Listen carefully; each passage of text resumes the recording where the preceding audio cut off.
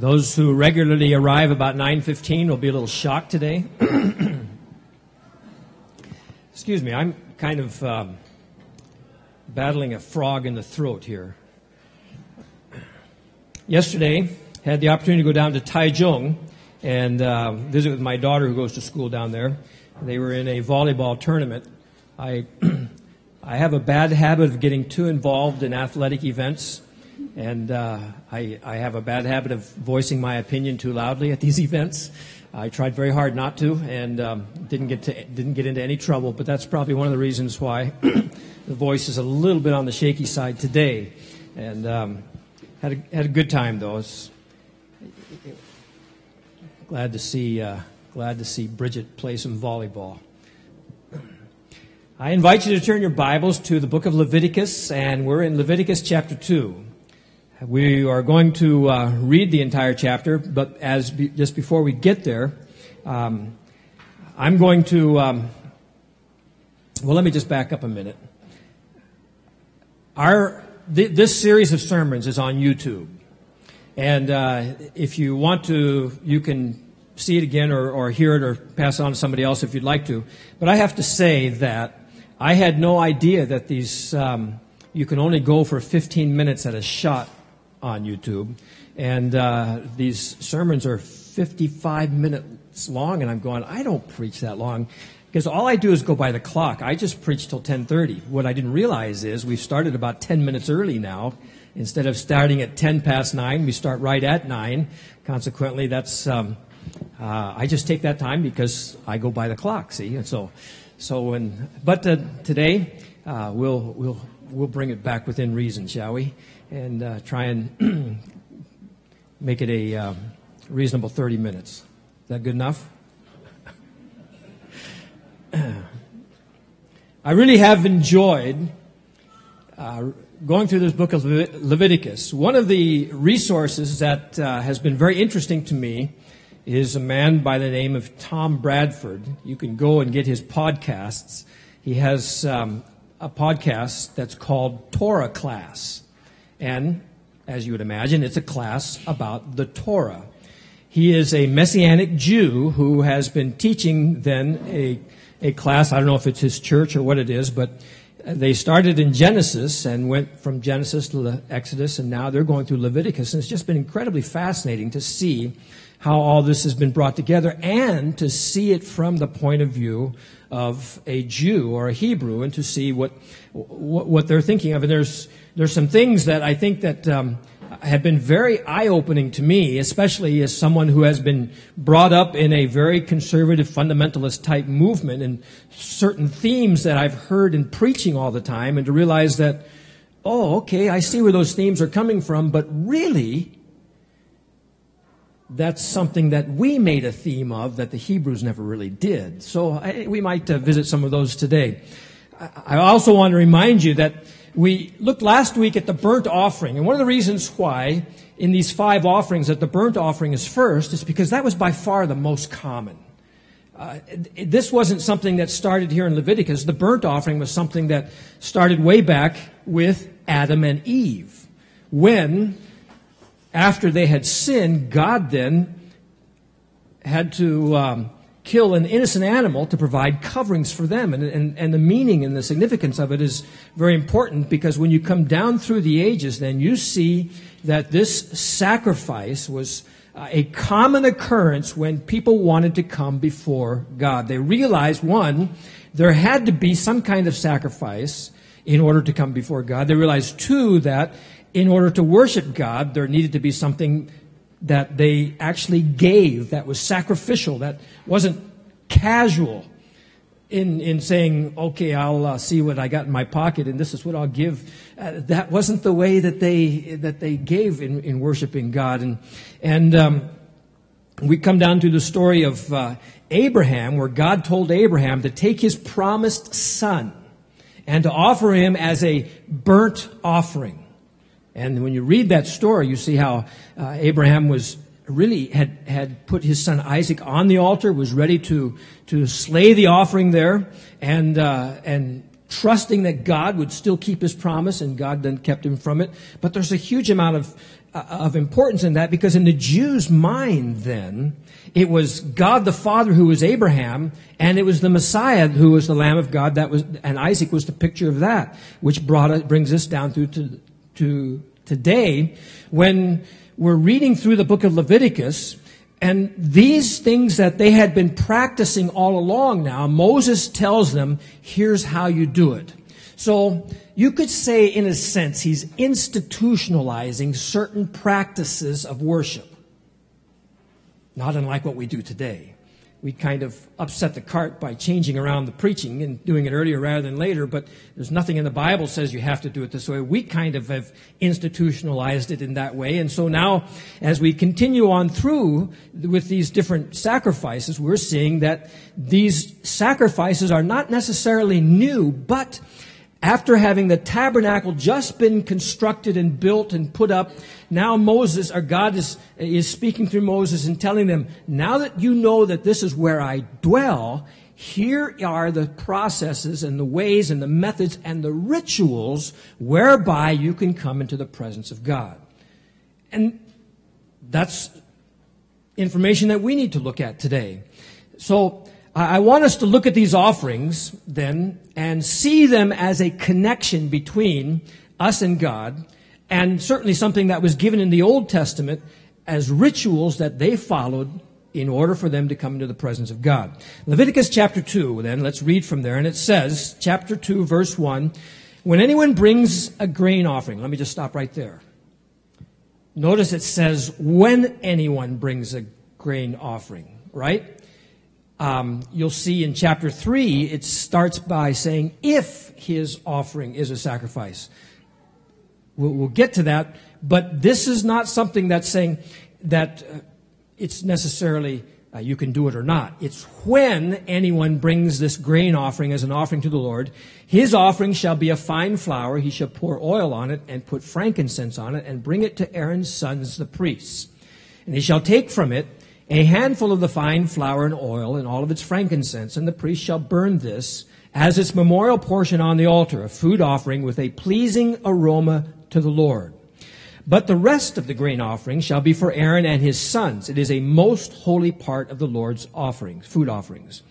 When you bring a grain offering baked in the oven as an offering, it shall be unleavened loaves of fine flour mixed with oil, or unleavened wafers smeared with oil.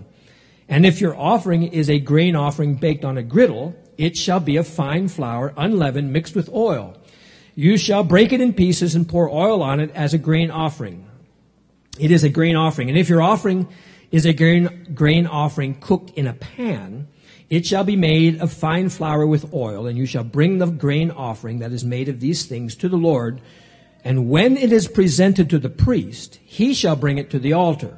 And the priest shall take from the grain offering its memorial portion and burn this on the altar, a food offering with a pleasing aroma to the Lord. But the rest of the grain offering shall be for Aaron and his sons. It is a most holy part of the Lord's food offerings.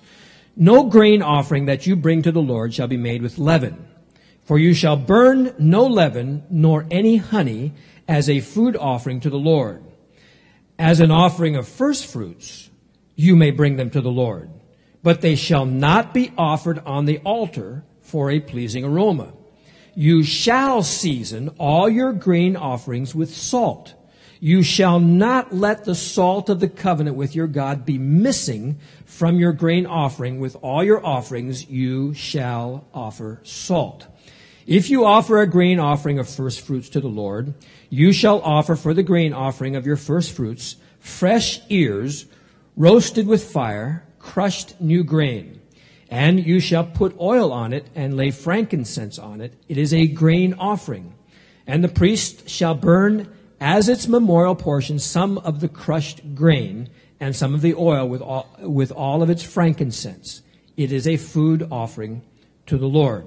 Now, this food offering, grain offering to the Lord, there's some things that we need to understand as far as the Hebrews perspective is concerned. Because I told you when we began this that there's a couple of ways of looking at the book of Leviticus. We can look at it through Christian Gentile eyes. And looking at it through Christian Gentile eyes, then we take these things like this grain offering and we Christianize it, make it fit our perspective. And as a result, then, we fail to see then what the Jews were getting out of it when they were making the offering, because there's some thousands of years between then and now. Things change. Would you agree? Yeah, things change between then and now.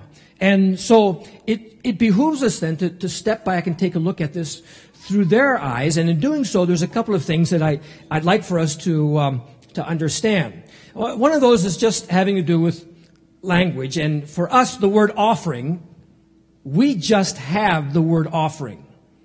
Fact is, I don't know how we do this, but some places they take the offering. I don't know how you take an offering.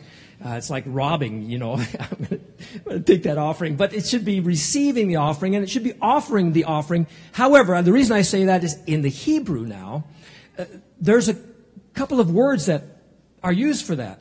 Last week when we talked about the burnt offering, the word was olah, O-L-A-H, though that's not how Hebrews spell it. And so that meaning, though, clearly was an offering that was complete and total and a sacrifice, something that was burned up to the Lord. But now this time when we come to this word offering, and he speaks about it in chapter 2, the grain offering, it's called minchah, M-I-N-C-H-A-H. So, and I have to tell you that I never studied any Hebrew, and so thank the Lord for computer programs that can actually say the word for you, and you can learn how to to say it. But it's very interesting because this word minchah was used. It's been used for a long time. Remember back in Genesis when Abel and Cain, the two sons of Adam and Eve, were making the offerings. It was customary that the offering that was made was an animal offering.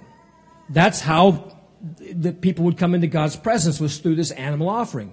You also remember one time that Cain, the younger brother, did not bring an animal offering. He brought a vegetable offering or a grain offering, and God didn't accept it.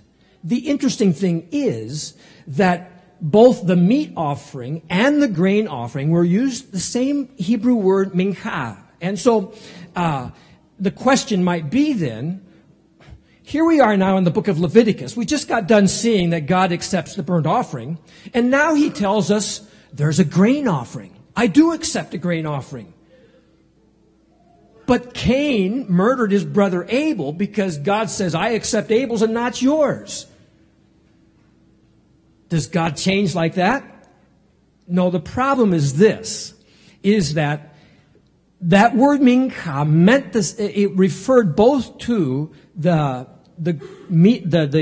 animal offering and the vegetable offering. It's just that at that time, Cain insisted that he would offer God in his manner, not according to God's acceptance.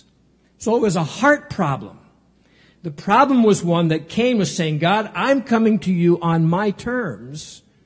And God saying, son, you don't come to me on your terms. The terms have been clearly set. And if you had just simply followed the process and the ritual which had been laid down, I would have accepted you. No problem. But you insisted that you would not. Therefore, I did not accept your offering. Now, as we come down several, and I don't know how long it's between Genesis and here down to Leviticus, but we come down here, and now God is instituting this, and he's saying, and he's calling it minchah, and he's saying that this offering, here is how you give this grain offering. So this word offering, minchah, which originally included the animal offering, now has come, when we come to Leviticus, to exclusively refer to the plant or the grain offering. Now, there's another thing, too, that, and I just say that because we need to understand that just because we see the word offering there, in the original languages, it'll have some nuances. The other thing that I want us to notice, too, is this, he says, bring this offering of fine flour. And typically, we would think, because in our way of thinking when we go to the store, we get flour that's all nicely ground up and it's kind of powdery, and we would say that's pretty fine flour. But that's not really the point that he's making here, because it refers to a certain part of the grain which is called seminola. And the seminola is the inside grains, which are supposed to be of the best quality. And actually, the flour that's made from the seminola is extremely rare and very special. It's a luxury item. The reason I point that out is because I was reading from another commentator who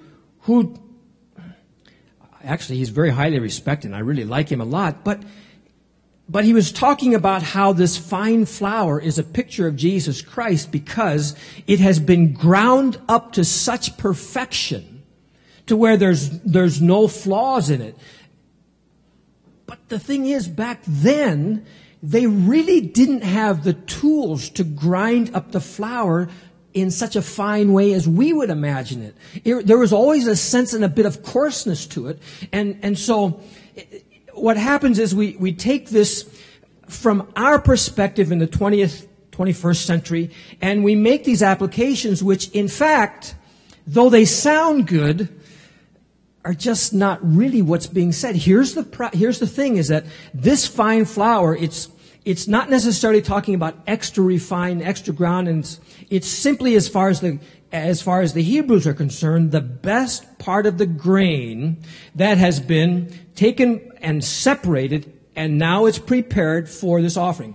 Which goes back again to what we were saying about the burnt offering, that the sacrifice must be the very best. A young animal without blemish, and depending on which sacrifice it is, has to either be male or female, but it is to be the very best available. That's what's being said here with regard to the fine offering.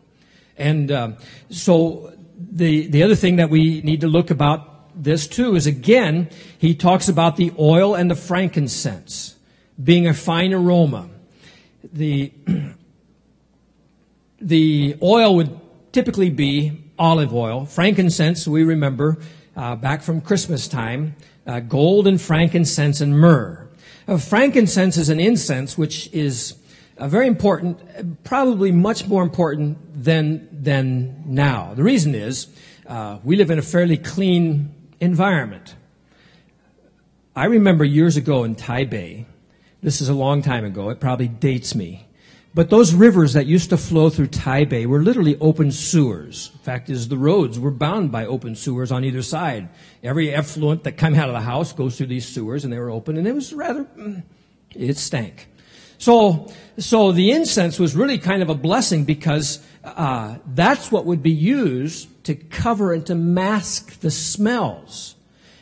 It's important because God is simply saying, I do respond to these smells. Now, I don't have time to go into it this week, but next week I want to point out that there's a lot of similarity between pagan worship and Jewish worship. Surprisingly so. Actually, I should say it shouldn't be surprising, but you'll have to come back next week to hear about that. But the thing is that we look around and we like to think of ourselves as being exclusive.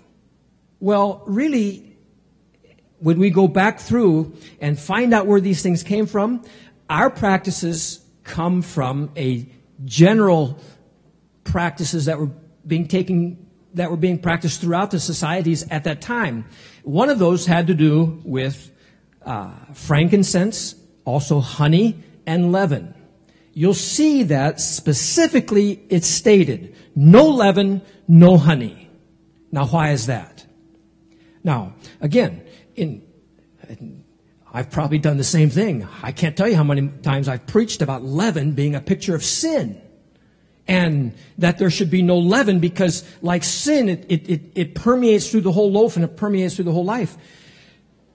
But really, if we look carefully at the Scriptures, the Bible doesn't come right out and say that that's what the type is. it fits our picture pretty well. The reason I say that is this. We might say that the reason that leaven is not used is because there shouldn't be a kind of sin that would get to the altar. But the fact is, the bread that was used, the showbread that was used in their tabernacle, had leaven in it. In fact, it says very clearly in the book of Numbers that they used leaven to cook that showbread. And that showbread now, mind you, is in the holy place, right next to the curtain that separates them from the Holy of Holies. So if in fact leaven is sin, we're talking about it's pretty close to the Holy of Holies. So we have to be careful. In fact, when we look at this, we'll see that leaven and honey were oftentimes used in pagan sacrifices. And the lesson that we can see from this is that God sometimes will forbid things that are commonly used in order that He might provide a distinction for His own people. He might forbid them in certain sacrifices just to provide a distinction in those Jewish practices compared to the surrounding pagan areas. For our own life, we might say, we might ask the question, what's wrong with that? Maybe it's not a matter of being what's wrong. It's whether or not we as a people are distinctive in our behavior, distinctively Christian. Maybe that's the question that we should be asking. Too often we'll try and keep our behavior in such a way that, I'm not doing anything wrong. The fact that leaven and honey were forbidden is simply a God placing a distinction on His people, saying, you're a different people. You're a different people. Now, again, there's more to be said about that, and we'll pick that up a little bit later in some of the other sacrifices. But I wanted to also mention to this matter about salt. Salt. That's a very interesting ingredient. And He makes it very clear there that salt shall not be missing from any of your offerings. Don't forget to offer the salt. You shall season all your grain offerings with salt. You shall not let the salt of the covenant with your God be missing from your grain offering. With all your offerings you shall offer salt. And notice He says the salt of the covenant. Salt was a commodity that was often used in exchange when making a covenant. And when a party would break a covenant, one of the ways of punishing the offending party was you would take salt and cover all their fields. So basically, they're going to go hungry because they didn't keep the covenant. It's also interesting to note that when babies were born, one of the first things in doing and dedicating a baby was washing it with salt. Again, there's that, it's used as a purifying thing, but it's also a binding thing, saying we're offering this baby as to be raised for the Lord. Now, we're not going to wash your babies next week in salt, okay? So you don't need to worry about that. But salt is often used in binding these relationships. Salt is used to seal a covenant. Salt is used in the sacrifices to remove excess blood. Because there's two things, we probably won't get there today, but in the end of chapter 3, it says, don't eat the blood and don't eat the fat. Two things that are forbidden. Don't eat the blood, don't eat the fat. So the Jews are very careful to remove the excess blood. One of the best ways to remove the excess blood is to put salt on the meat. If you are a connoisseur of barbecue and you like to take your meat and barbecue it, you know that you don't want to put the salt on the meat too soon because it'll dry it out. And if you didn't know that, you do now. So,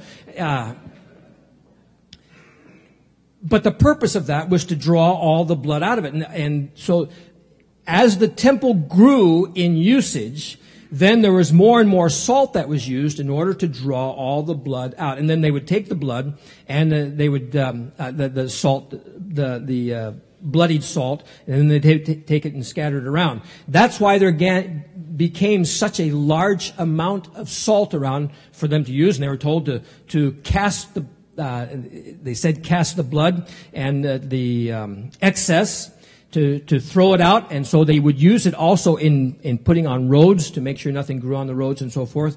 And over the years, they just had this massive amount of salt coming in and had to know what to do with it. Salt was used to remove this excess blood, and God was very careful to say, be sure to put the salt of the covenant on this sacrifice.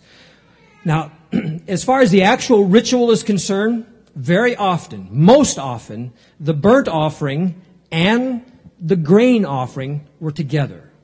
In the morning and the evening offering, every morning at daybreak, if you were to look towards the temple, you would see the smoke of the offering, the morning offering going up. First the burnt offering, then the salt offering.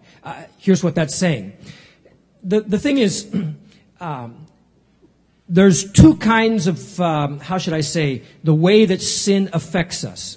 There are committing sins where we do things wrong, but then there's also the sin nature.